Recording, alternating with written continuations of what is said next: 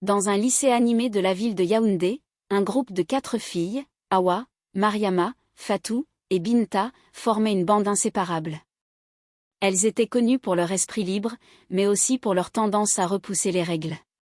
Bien qu'elles soient intelligentes et capables, elles trouvaient parfois que l'école était ennuyeuse et rêvaient de vivre des expériences excitantes. Un vendredi matin, alors que le soleil brillait fort, les filles décidèrent de ne pas assister au cours de l'après-midi. Mariama, toujours pleine d'idées, leur proposa. Pourquoi ne pas aller à la boîte de nuit cet après-midi? Il y a une nouvelle fête pour les jeunes qui commence à 16h. Les autres hésitèrent, mais Hawa, toujours prête pour l'aventure, s'exclama. Pourquoi pas? On ne vit qu'une fois, non? Sans prévenir leurs parents ni leurs professeurs, les filles quittèrent l'école après le déjeuner et se rendirent chez Mariama pour se changer. Elles portaient des tenues qu'elles avaient secrètement apportées dans leur sac. Remplies d'excitation, elles prirent un taxi pour aller à la boîte. Quand elles arrivèrent, la musique était forte, les lumières éblouissantes, et l'ambiance semblait magique. Au début, elles s'amusèrent, dansant et prenant des selfies pour immortaliser leur moment de liberté. Mais très vite, les choses prirent une autre tournure.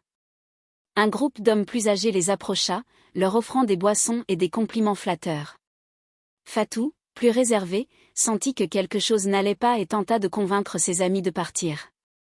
Les filles, je crois qu'on devrait rentrer. Ce n'est pas un endroit pour nous.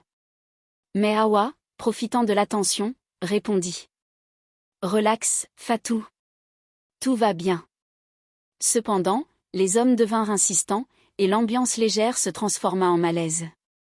Les filles commencèrent à comprendre que leur décision avait des conséquences qu'elles n'avaient pas anticipées. Mariama, réalisant le danger, réussit à appeler un taxi pendant que les hommes étaient distraits.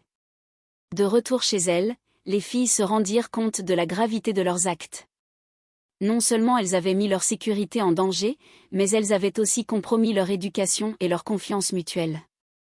Le lendemain, leur absence fut remarquée par leurs professeurs, et leurs parents furent informés. Le directeur du lycée organisa une réunion avec les élèves et les parents, utilisant leur expérience comme une opportunité d'apprentissage pour tous. Il rappela aux élèves que chaque décision avait des conséquences et que des choix impulsifs pouvaient mettre leur avenir en péril.